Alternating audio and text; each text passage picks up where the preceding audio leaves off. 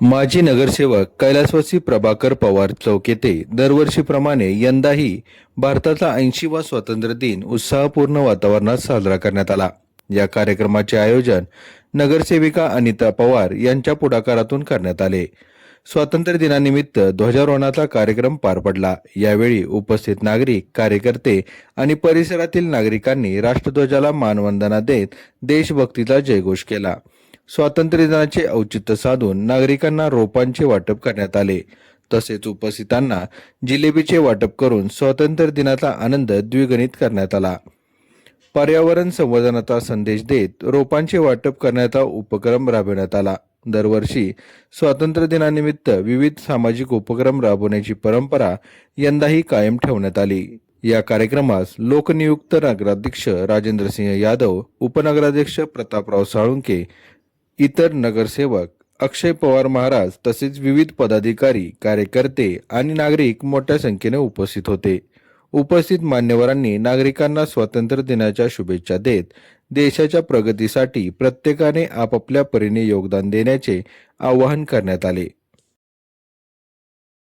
माझ्या ठिकाणी अनेका ग्रुपतर्फे वृक्षारोपण तसेच जिलेबी वाटपाचा कार्यक्रम या ठिकाणी 15 ऑगस्ट निमित्तानं पार पडतोय। दरवर्षी हा कार्यक्रम या ठिकाणी पार पडतो। वर्षामध्ये सुद्धा वर्षभर अनेक सामाजिक उपक्रम या ठिकाणी साजरे केले जातात।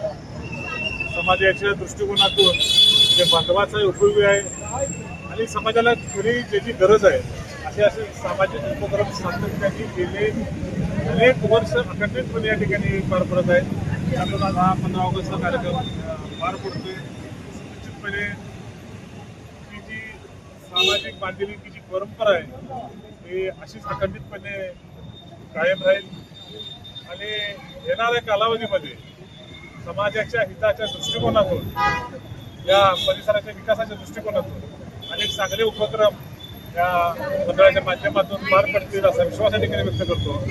या 15 ऑगस्टच्या निमित्तानं आपल्या सर्वांना स्वातंत्र्य दिनाच्या हार्दिक शुभेच्छा।